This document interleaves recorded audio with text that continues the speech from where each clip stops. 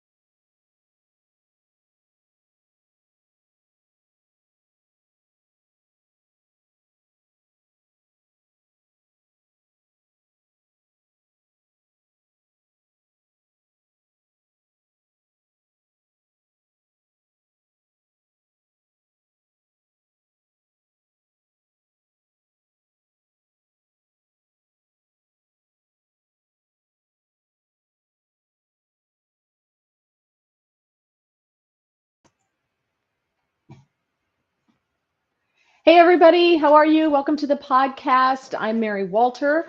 James will not be joining me. My work husband will not be joining me tonight because he is at his accordion orchestra recital. He has an accordion orchestra recital and he plays the drums for the accordion orchestra, and they're doing it at a senior center.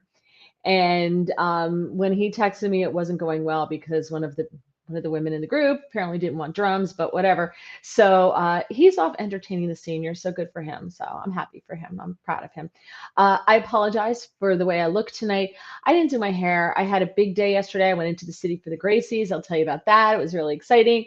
And in the summer, I tend to, not do my hair as much because it falls, and I tend to prep out a little bit, and I tend to, break out the Sperry's and my 3-button shirts, and tend to get a little preppier and pull my hair back. And so kind of what I did today a little bit.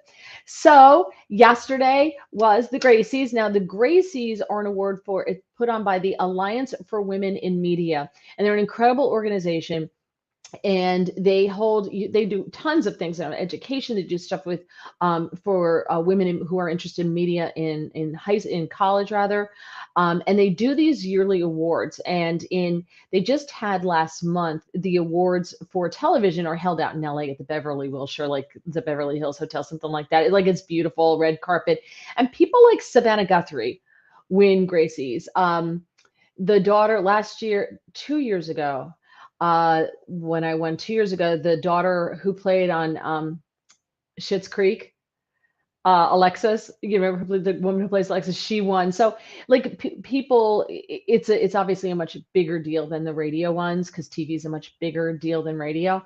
And the radio ones are held in New York every year at Cipriani's. They have a very nice luncheon for us, and they have like a pretend red carpet you can stand on and get your picture taken with the background and everything. But they do a great job. It's really nice. And so I was so excited. I was blessed enough to have won another Gracie. And where are they? My husband brought them out. He's like, you should put them out here. Okay. So this was the first Gracie I won. So it's more polished. This was for crisis coverage at WMAL. When this was for, I think this was either the shooting, the Steve Scalise shooting, or this was the Las Vegas shooting. I don't know, but it happened when we were on the air.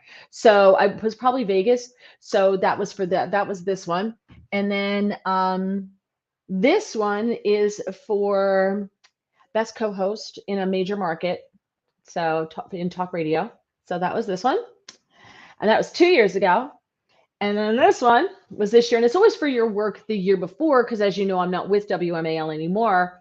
But this, Gracie, this one was for the work that I did do for the 4.5 months that I was at WMAL. And this is best interview feature / news. And this was for an interview that I did with Janice Dean when she was going after Cuomo in New York, Andrew Cuomo in New York. And so thank you, Janice. I did send her a note to say, I want a Gracie because of the interview with you. So and thank you to the Alliance. So there was that, and my husband was there, and lots of people were there, and I got to see some friends of mine. If you're in the New York area, you know Christine Nagy, she's a good friend. Rita Cosby used to be on Fox News. She has a radio show in New York now. So I got to see Rita. And you see Rita sometimes on Newsmax TV as well. Actually, I was on with her last Monday. I was on with Rita. She was in for Chris Salcedo. So I just want to share some things with you. Okay, just because I'm so excited. So this is just video that my husband took of yesterday when I got my Gracie. Mary Walter here to accept the Outstanding Interview Feature News Gracie for the Mary Walter WMAL Mornings on the Mall from Cumulus Media. Mary, congrats. Accepting the Gracie for Outstanding Co-Host, Musical DJ and Personality, Small Market from Audacity's. Okay, that was that. Very exciting, right? So stop share. How do I stop this? Okay, that. And then there is a picture that I wanted to share with you, and I just have to make sure I do this properly. Share screen. Let me see if I can do this the right way. And if this comes up, there we go. Look at that. Clean up nice. That's me right there with my lovely brace still on my knee, still on my leg, but no crutches. And I even put heels on. Do you see? I even wore heels.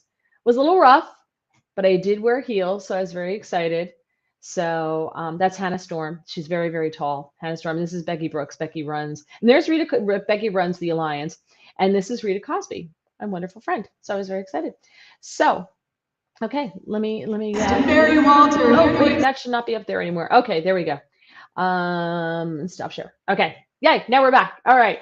So I just had to share that with you because I was really super excited about it. And, you know, I kind of figure I may not have a full-time gig now, but what a way to go out, right?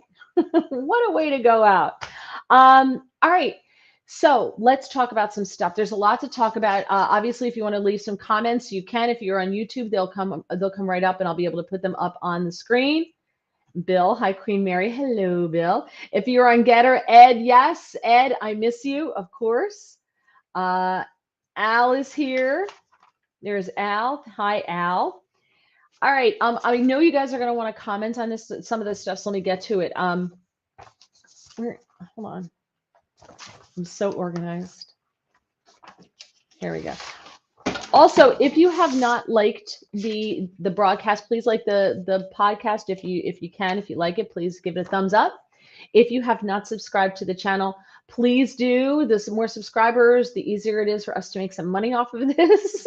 I really appreciate it. It really, really helps grow the podcast, and it really helps the marketability of it. So please subscribe if you have not done so yet. And just a quick reminder, Thursday, Saturday, now Monday, I should be on the Chris Salcedo show on Newsmax TV at 4:45 p.m. Eastern time. Now, obviously not AM, but Eastern time. Okay, so I should be there.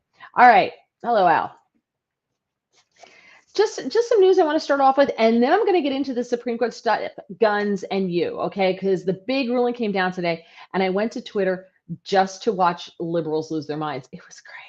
I could have spent all day on Twitter just like eating popcorn and just going,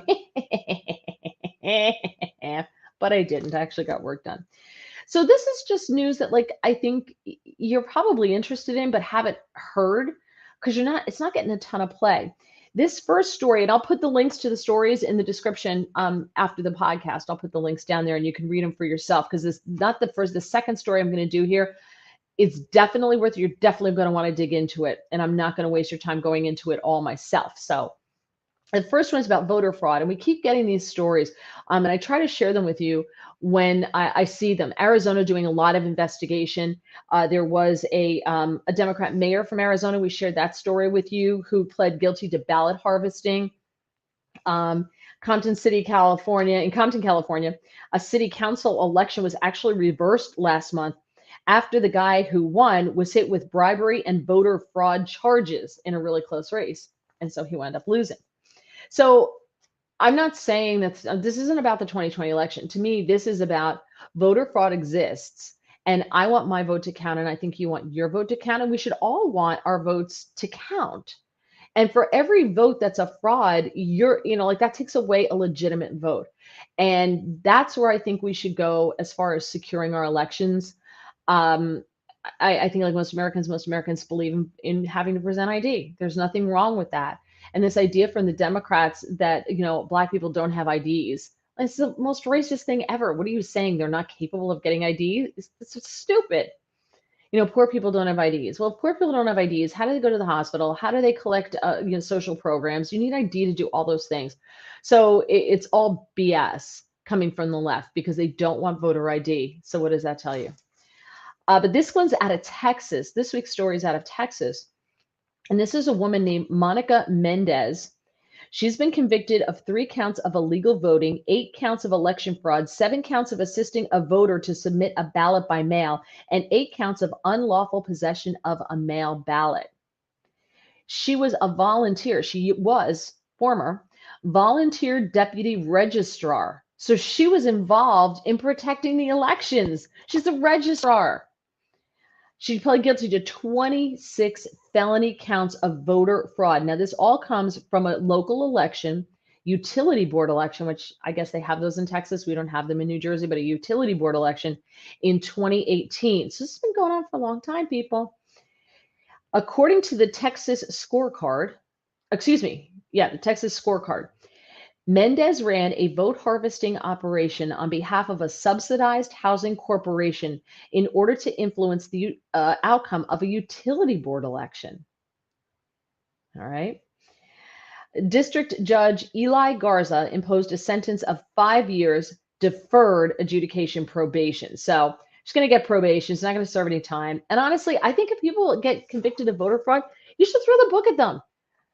She should do time. Why should it be adjudicated? Why should it be just parole?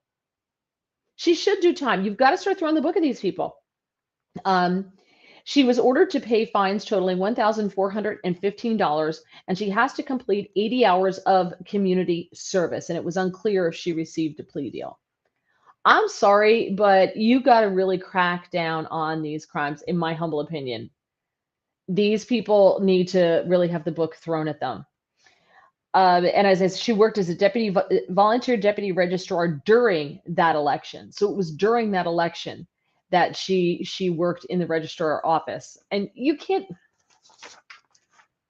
I think this is the tip of the iceberg of voter fraud. I know it happens in Philly all the time. The stories that back in the day in Philadelphia, people walking around with walking around money to pay people to go vote.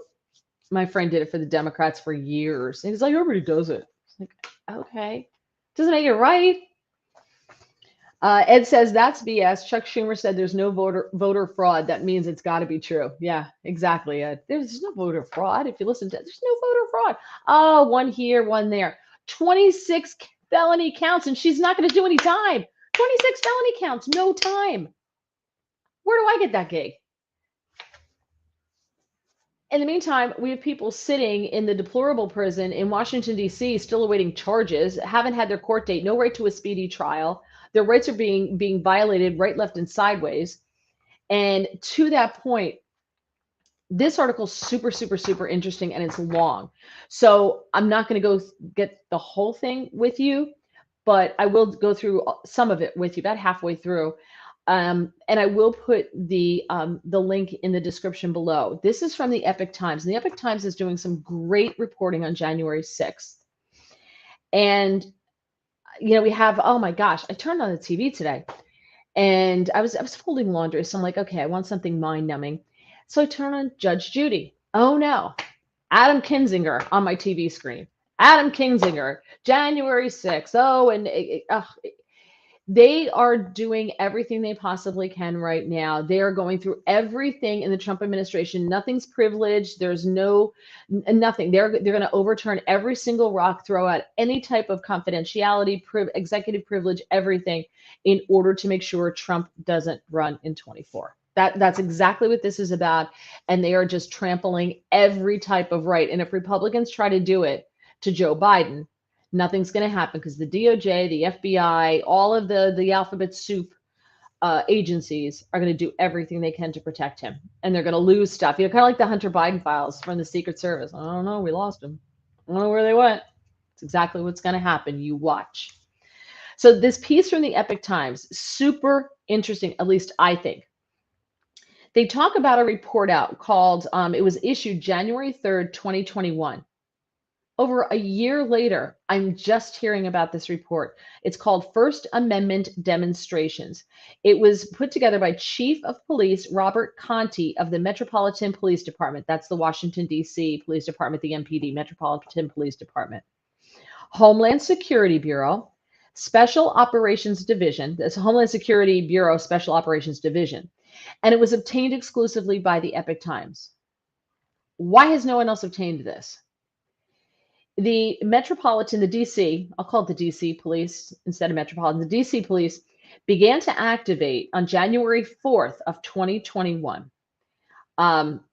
This First Amendment demonstrations was issued on January 3rd of 2021, but this is a report now that came out. All right. So, all right. Yes. The Washington, D.C. began to activate the Civil Disturbance Unit platoons on January 4th of 2021. Full activation of 28 platoons was scheduled to occur over the next 2 days, the 5th and the 6th. According to the DOJ website, a CDU, Civil Disturbance Unit, is composed of law enforcement officers who are trained to respond to protests, demonstrations, and civil disturbances for the purpose of preventing violence, destruction of property, and unlawful interference with persons exercising their rights under the law. Okay. The CDU, the Civil Disturbance Unit personnel and Special Operations Division members were, quote, to monitor for any demonstration and or violent activity and respond accordingly, according to this report. Let's see, Red State, which is a news outlet. Red State reported in October of 2021, quote, multiple surveillance videos show masked men opening up the doors to the U.S. Capitol building to allow protesters to enter. One video on Red State shows them entering while Capitol police officers simply stand around saying, yet we have no idea who these men are. The men who opened the Capitol doors while the police officers just stood there, we don't know who they were. Why not? And they're not going after this, of course, in the show that is happening on all of our televisions right now. They are jamming it down our throats because Donald Trump's a bad person and he's going to jail. It says, always remember regarding January 6th, when one party pushes an issue this hard, it means they're trying. Yeah. Trying to divert attention away from something dirty that they did. Absolutely. Listen, the left will accuse you of exactly what they're doing. They're like cheating spouses. On a December 7th, 2021 episode of Tucker Carlson Tonight, the attorney for several January 6 prisoners named Joseph McBride identified a man on the internet who's called by so-called sedition hunters. He's red-faced 45 is what they call him on the webpage. All right. The man is dressed in red from head to toe. Even his face is painted red.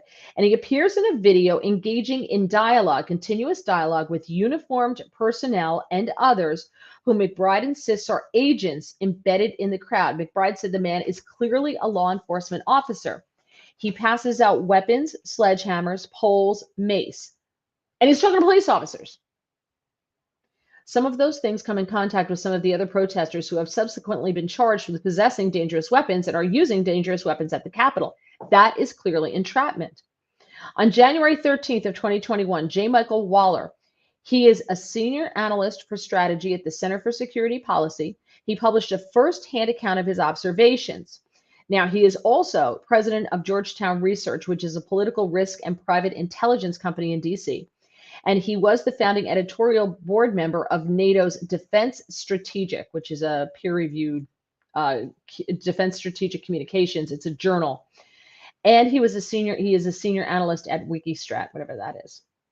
According to Michael Waller, a, quote, covert cadre of people were scattered throughout the crowd to encourage people toward the Capitol, including, quote, fake Trump protesters. He suspects were Antifa, quote, wearing Trump or MAGA hats backwards. Why? You'd be able to easily identify each other in a crowd.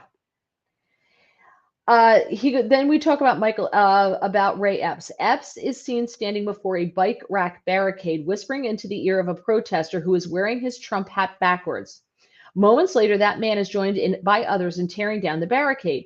Epps is then seen running with the crowd toward the Capitol building. Despite the evidence, Epps has not had any charges filed against him, and his photo has been removed from the government's list of most wanted people from the event, which we know. Ed says it sounds a lot like Black Op, and Ed would know, I think, based on what Ed's told us about him. Bobby Powell is the host of a podcast called The Truth is Viral. He has posted several videos of exposing two men dressed all in black who he believes are FBI informants. They're seen breaking windows, attacking the Capitol building, and pushing people inside. Now, this lawyer for the January 6th defendants, he says he finds it strange that these provocateurs have yet to be charged, despite having a much more active role in the Capitol incident than some who were charged, including some individuals who never went inside the Capitol. They were on the Capitol grounds, but they never went inside the Capitol, and they were still charged. But yet Ray Epps, who encourages someone to tear down a barricade, who charges into the Capitol or towards the Capitol and leads a crowd, never charged. These guys dressed in black who open doors, never charged. These guys dressed in black who break windows, push people inside, never charged. Look at you. Oh, hold on a second. Here's someone who wants our attention. Luckily, he's on Gettr, so it won't show up on the Facebook page. Look at him. Aw, it's sad to be lonely, isn't it? Bonepart says, we all know Ray Epps is some kind of double agent. Let's see. The First Amendment demonstrations report also reveals that an undisclosed number of plainclothes MPD, the Metropolitan Police Department, ESU members, were embedded in the crowd to document the actions of the demonstrators and the response by the police to any civil disobedience or criminal activity. It is unclear who the Metro ESU members were. So that's part of the problem. Hold on a second, just 1 second here. I got to do one thing here.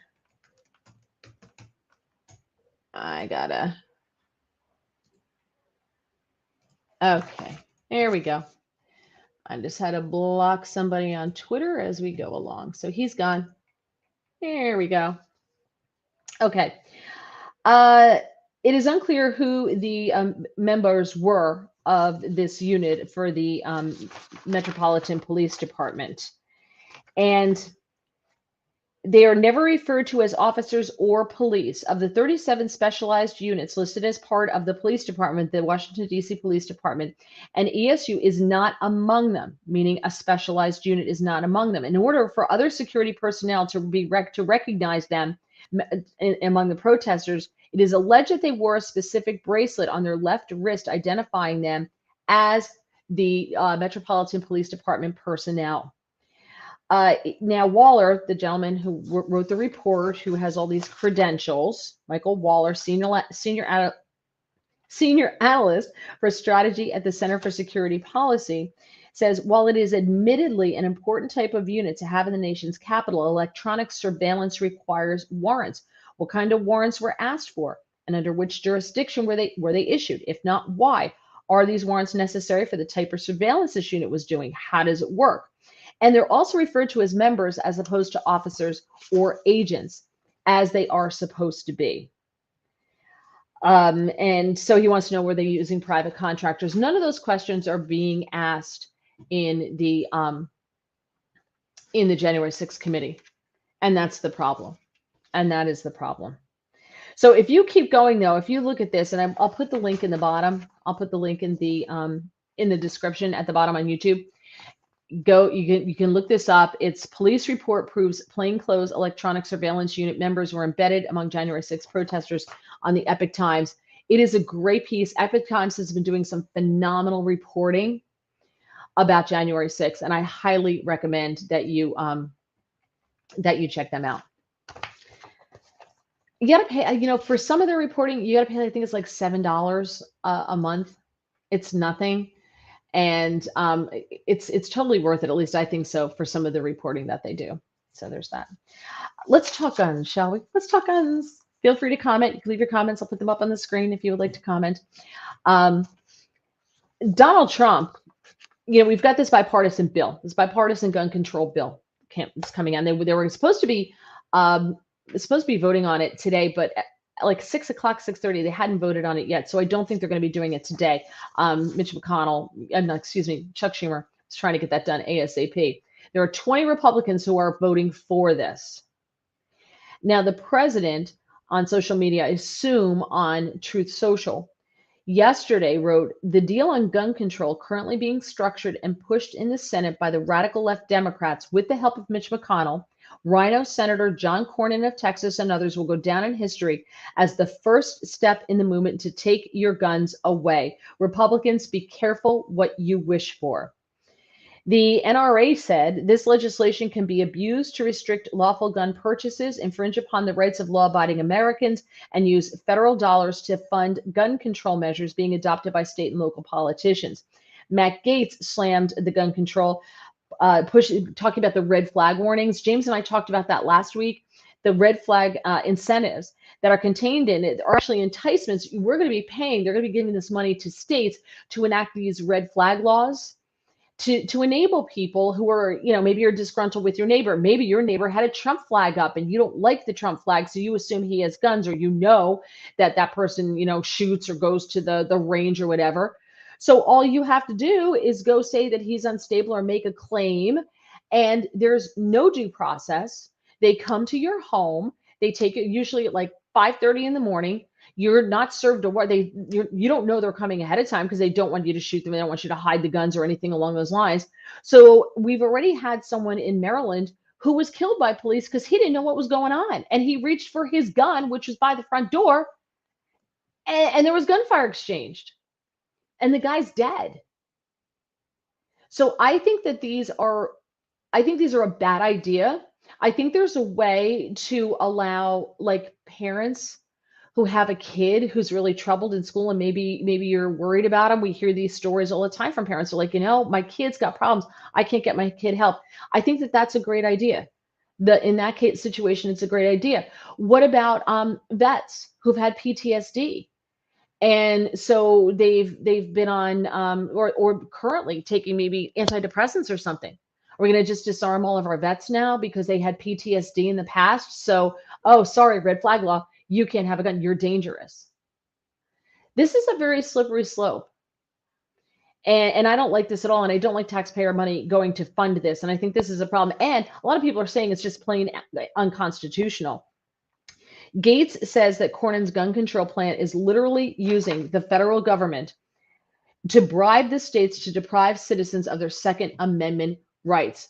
Ed says it won't matter. After today's SCOTUS decision, people won't be lining up to file a lawsuit against that law. Yeah, that's true.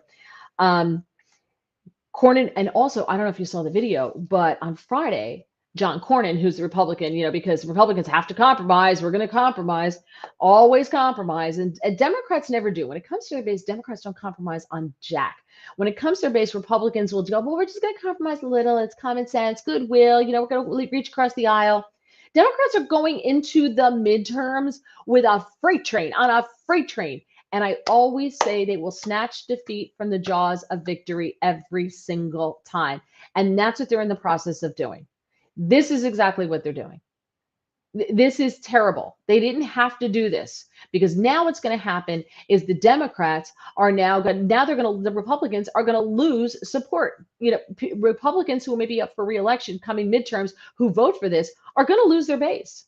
They're not going to get the votes. And that's how Democrats are going to win. That's how Democrats figure we can save a couple seats because we're going to dilute the vote on the Republican side, because there are people who aren't going to vote for the Republican because of this law, and but they won't vote for the Democrats, so they'll sit home. And then the Democrat will maybe now win a seat that they previously, up until this, were going to lose. So Republicans, once again, snatching defeat from the jaws of victory, because that is what they're really super good at, and they never fail to disappoint on that side. Town Hall has an excellent piece, and they talk about this, and they talk about how the Democrats, and I specifically included this in the show tonight because I was reading this saying, yes, this is exactly what they're doing.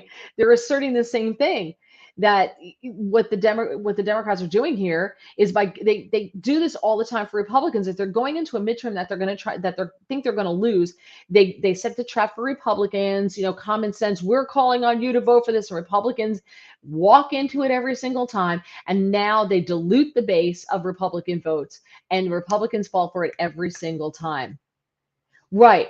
As Al says, red flag laws punish because you might break the law. That's not legal. To Ed's point on Gettr, that's not legal. And they go into that here in this town hall piece. The contents of the bill are trash. Well, first of all, let me tell you how they put what I was just saying. They say the economy is primed to enter a recession, as the second quarter report is bound to show another period of economic contraction. The supply chain crisis is still ongoing. The pain at the gas pump lingers. Inflation is torching the wallets of working Americans. American mothers still can't find baby formula. The southern border's a mess. There's not a single crisis that's being managed in any meaningful way. Biden's crew has done nothing. They can't even get a WNBA star out of Russia. She's supposedly being unlawfully detained. She's been there since February. They even screwed up the call between her and her wife because no one was at the U.S. Embassy's front desk to connect the call. And they go on to say the GOP is allowing the Democrats to exploit a crease to depress conservative turnout. Democrats know they're going to lose. The economy is a dumpster fire. They're fighting history, but they're going to use this little thing that they have, this one little thing, and they're going to get the Republicans to play into their hands, which is exactly what they did with this vote. Well, the vote that's going to happen. They say the contents of the bill are trash. Funding for school security is fine, and I agree with that. Funding for school security, I think, is a great idea and needs to be had in this bill. I think that's what we need to do. We should keep our children as safe as we keep our congresspeople. I don't think that's unreasonable. We should keep our children as safe as we keep our jewelry and our banks, our money in the bank. But they say that the red flag law expansion is clearly unconstitutional. There are no legal guardrails to protect citizens from overreach. Due process is murky. They just come and take your guns. That's not due process. It's a massive finger to veterans who will be targeted most by the law. Agree 100%. And they also go on to say that it includes enhanced background checks for those under the age of 21 purchasing long guns. Now, under this new process, juvenile records can be accessed, and there's a 10-day period for NICS to complete its review. Again, NICS is only as good as the information it's given. Do you remember the Navy shooter? Do you remember there was a guy, and he had been flagged in the past while he was in the Navy, and he was on medication and he had all these problems, but they never transferred that information. The file didn't follow him. So when he left the Navy, he passed a background check. Had the Navy done what it was supposed to do, the information would have been in NICS, and it wasn't. So you can have all these wonderful things, but the only part of this bill that's ever going to really go through, I think, is the confiscation, the red flag laws, because they will be, especially in liberal cities and liberal states, they will be confiscating guns under the red flag law, right, left, and sideways. And if they confiscate them illegally, you have to prove, well, first of all, they confiscate them, then you have to hire a lawyer, which if you're poor, you can't do that. You have to hire a lawyer. There's no money in there. There's money to pay in lots of states, including my wonderful state of New Jersey.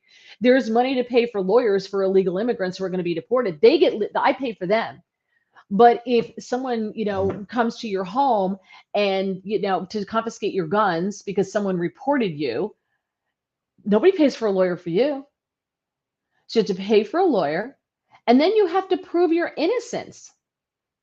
And then it could be a year before you get your guns back, because it's got to go through the courts. And they're going to slow walk this the way they're slow walking January 6th trials. So this is really, really, really, really bad. And Oilfield Rando, I suggest you follow him on Twitter. I like Oilfield Rando. He went through this. They gave the FBI $100 million in the gun control bill for salaries and expenses. If anything, we should be defunding the FBI, cleaning it the hell out. Same thing with the DOJ, same thing with Secrets, all of them, defunding them and cleaning them out. But we're not. $100 million. No money, though, for lawyers, for people who are accused under the red flag law. You're on your own. Too bad. But for government agencies, oh yeah, $100 million. If you can't win, then they try to dwindle down your numbers the best they can. Yeah. Is this where it talks about? I just want to see. I had all the amendments that they violate with this red flag law. And this guy, Greg Price, also put on Twitter, and he's absolutely right. He said, when was the last time you saw a Democrat that represents a deep blue area of the country ever break with their party on any issue? It is so true. It literally never happens. Yet Republicans that represent some of the reddest areas in America constantly vote to betray their own side. And Democrats know they will. And so they depress the vote, because you don't want to vote for the guy who just voted for the red flag laws, and you're not going to vote for the Democrats, so you sit home. And what happens? The Democrats go out and vote, and there you go. He also said, you want to know why Trump won in 2016? Because you people constantly blanking betray your own voters. And he's absolutely right. Absolutely right. Ed says, they'll abuse it. Chronic athletes' foot and hangnails will become red flags in liberal cities. Yep, burn them all down, meaning all of the government agencies. They're all useless entities. Yep, every single one of them. Okay. I want to get your opinions on the Supreme Court ruling today. I'd love to hear from it. Leave your comments. I will get to them as we go on YouTube and on Gettr. I will get to both of them. The Supreme Court decision that came down today, they ruled 6-3 that New York's regulations that make it difficult to obtain a license to carry a concealed handgun were unconstitutionally restrictive, and that it should be easier to obtain that license. So the existing standard in New York is the same as the existing standard in my wonderful state of New Jersey, and also California, Maryland, Delaware, and Illinois, I think, and there may be one or two more. But you have to show proper cause. You have to show a need to carry to get the license. And it allowed New York officials to exercise discretion in determining whether a person has shown a good enough reason for needing to carry a firearm. Just saying that you wanted to protect yourself or your property wasn't enough. And I remember when we lived in a townhouse, the guy who was right next to us was a state trooper. And I remember he wanted to get, I think it was him, who wanted to get a concealed carry. And they're like, no, when you're off duty, you can't have a concealed carry. It's like, I'm a state trooper. They're like, no, you don't need it. What do you need it for? You don't need it. So it's very arbitrary in all the states that they can just say, no, you don't need one. It's very, very difficult. I know in the state of New Jersey, practically impossible to get a concealed carry permit. Justice Clarence Thomas wrote the opinion for the majority and said, in this case, petitioners and respondents agree that ordinary law-abiding citizens have a similar right to carry handguns publicly for their self-defense. We too agree and now hold, consistent with Heller and McDonald, that the Second and 14th Amendments protected an individual's right to carry a handgun for self-defense outside the home. Because the state of New York issues public carry licenses only when an applicant demonstrates a need for self-defense, we conclude that the state's licensing regime violates the Constitution. There was a shooting in New Jersey. Ed, liberal Phil Murphy is my governor. That's all the reason I need. Yeah, Ed, I feel your pain. There was a story in New Jersey not that long ago where a woman had filed a restraining order against her ex, and he had threatened to kill her. And of course, restraining orders are pieces of paper, and people walk through them. It's amazing how that happens. And she had bought a firearm for protection, and she learned how to use it and everything, and couldn't take it outside of the house because in New Jersey you can't, because she couldn't get concealed carry, so you can't take it outside of the house. And at least you can, but it can't have the bullets in it. You have to have the bullets locked, and you have to have the gun locked in a case. So even if she took it with her, everything would be locked. So it's useless. And her ex gunned her down in her driveway while she was going to work. And she was totally helpless, defenseless, because of the wonderful state of New Jersey.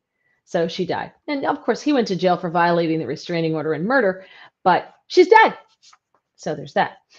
This case was brought by the New York State Rifle and Pistol Association. Justice Thomas noted that the state statute does not define what proper cause means. So it's totally arbitrary. Totally arbitrary.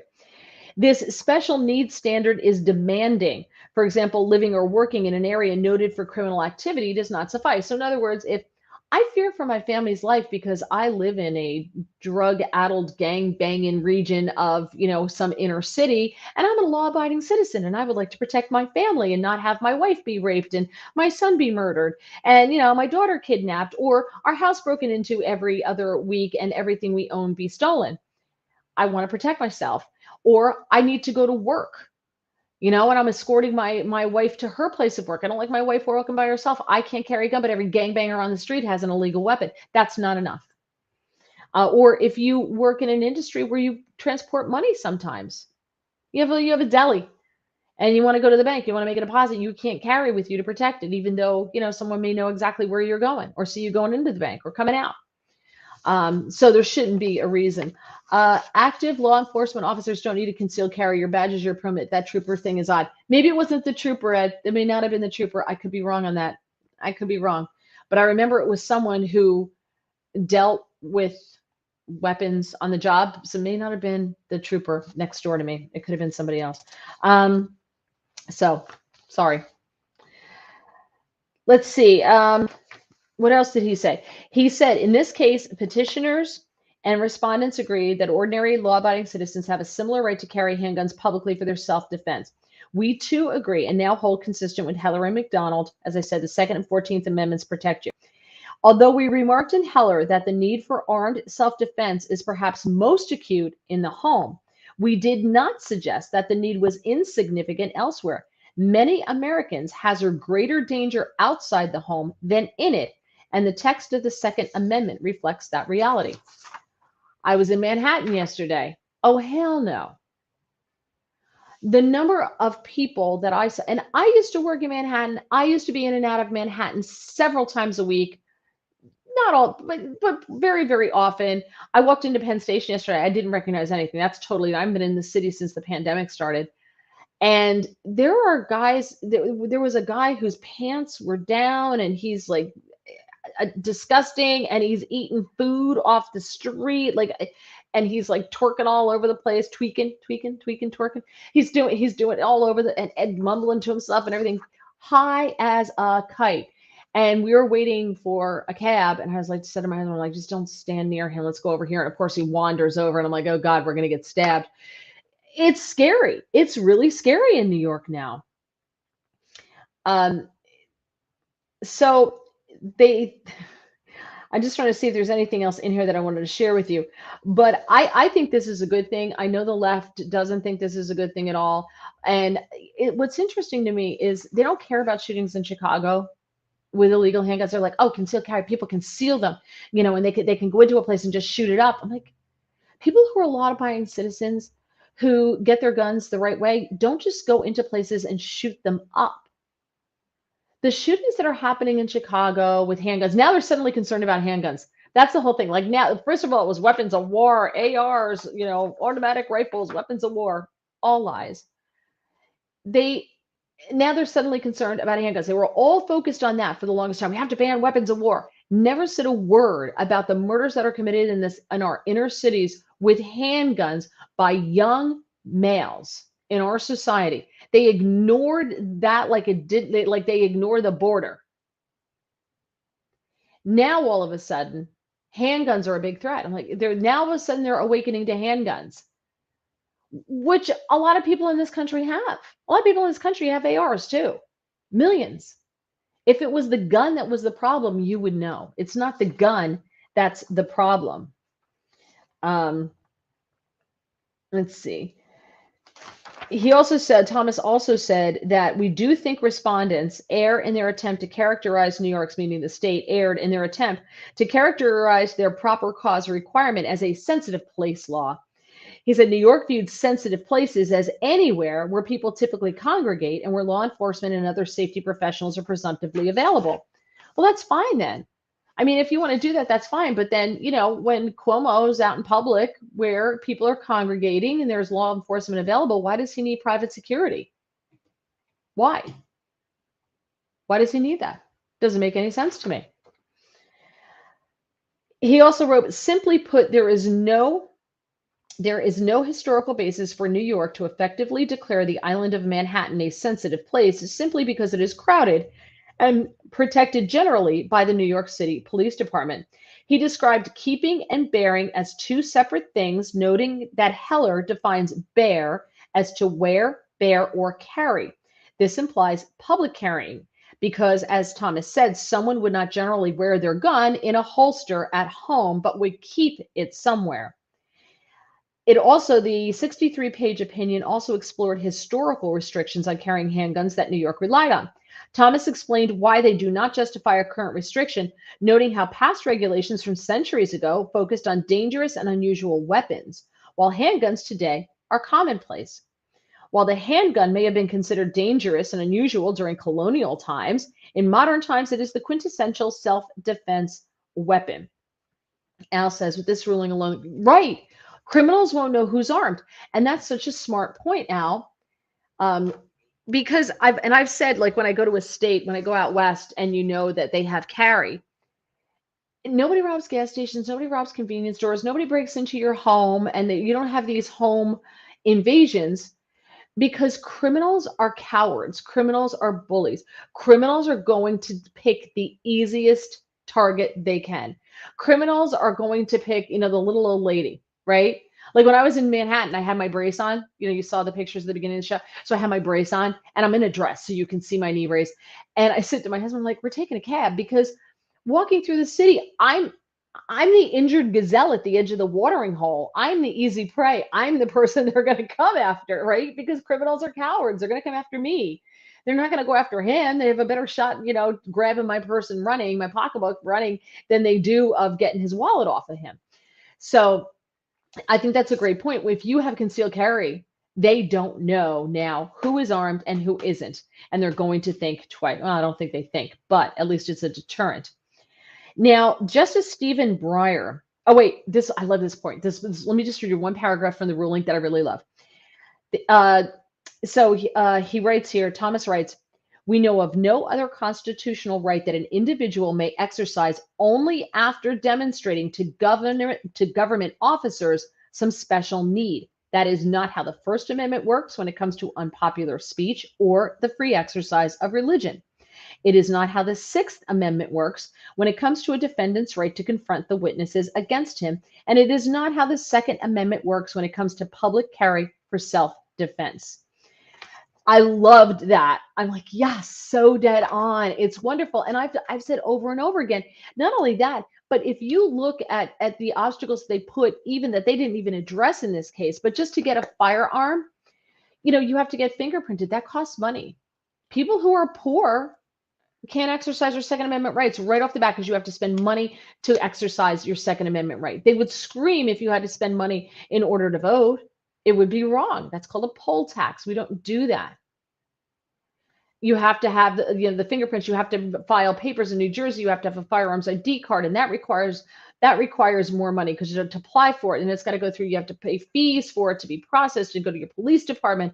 And then every time you want to purchase a gun, you have to go through another background check, and you have to before they can transfer it to you and everything else. It costs money every single step of the way. Obviously, the gun costs money as well. But the government hoops shouldn't cost money for law-abiding people to jump through, especially if they're poor. It shouldn't. All right, so Justice Stephen Breyer wrote the dissenting opinion. And it was Breyer, Kagan, and Sotomayor, in a shock to no one. He said he cited statistics including 45,222 Americans killed by firearms in the U.S. in 2020. That's a misleading number because that number includes suicides and justifiable homicides. That's not a fair number. Also, in those statistics, he doesn't say how many of those murders were committed by illegally owned firearms and how many were committed by legally owned firearms. And if you break it down, you take out suicides, you take out justifiable homicides, that number is cut. And if you then, that number that's left, how many of those were committed by legal gun owners? Probably very few. So it's a very, very misleading statement. Ed says conceal carry and the death penalty. Crime done. Yeah, you're right. He also says he also talked about the number of mass shootings that have already taken place in 2022. Again, misleading. No one can agree on what is a mass shooting. Nobody can agree on that. So when we can't agree on what a mass shooting is, how do you come up with a number? And he also talked about how gun violence is now the leading cause of death for children and adolescents. And that's wrong. Joe Biden said that. But you have to add in 18 and 19-year-olds in order for it to be the number one killer. 18 and 19-year-olds are not children, unless, of course, you want to keep them on their parents' insurance plan, in which case they're children until they're 26. But they can vote at 18. That's not a child. We don't allow children to vote. So if you want them to be children, then you can count them in there. But 18 and 19-year-olds are adults. So that is false. And I was shocked to see that coming from a Supreme Court justice. That is not an accurate statistic. He also recognized legitimate purposes for guns, such as sports, self-defense, or types of employment like security guards. But he said it's the responsibility of elected officials to balance these useful uses against the dangers of firearms. So there you go. So I will put that up as well. But the Epoch Times piece on January 6th, I think, is really great. And that piece I thought was good as well. And I'll put the links up here after when we're done here. So that's that. So Monday I will be, oh wait, this may be from James. Let me see if he sent us a message. Let me see if James sent us a message here. No, still no message from James. He doesn't have cell service where he is. And he said the service in the nursing home where he's playing and entertaining the seniors is bad. But all right, hopefully he'll be back with us next Thursday. Monday, I will be on the Chris Salcedo Show on Newsmax TV, 4:45 with Michael Reagan every Monday. Unless one of us isn't there for whatever reason, we will be there. And join me again next Thursday, 7:15. I will be here. And that is the Thursday before 4th of July weekend, I believe. Already. Yeah, I think so. All right. Yeah, because I'm doing a bunch of radio next week too. So I'll tell you all about that on Thursday because I'm doing some radio on Friday, doing 2 shows on PHT and on Fox News Radio. And if anything else comes up during the week, of course, follow me on Twitter at Mary Walter Radio. And I always put my my schedule up if I'm doing any appearances or anything like that. If you're on Facebook, you can join the private group. Just look up Mary Walter. And I have a public group, and there's a link there to join the private group. And I think that's about it. So thank you so much, everybody. Yay, one more time. I'm so happy. I'm so proud. And thank you to my amazing, wonderful husband, because he took an ad out in the booklet for the Gracies, which was really nice. He did this really nice ad congratulating me. And he puts up with all of my stuff. And he came with me to New York yesterday. He was there at the award ceremony. So I took a day off of work. And so love you, honey. Thanks, everyone, for joining me. Bill and Al and Ed, thank you so much for being here. And who is Bone Parts? That's John. I think that's John. And yeah, I think that's John. Thank you for joining me. I really appreciate it. Don't forget to like the podcast. And also, please, if you can, please subscribe to the channel as well. I would appreciate that as well. Thank you so much. Have a fantastic evening.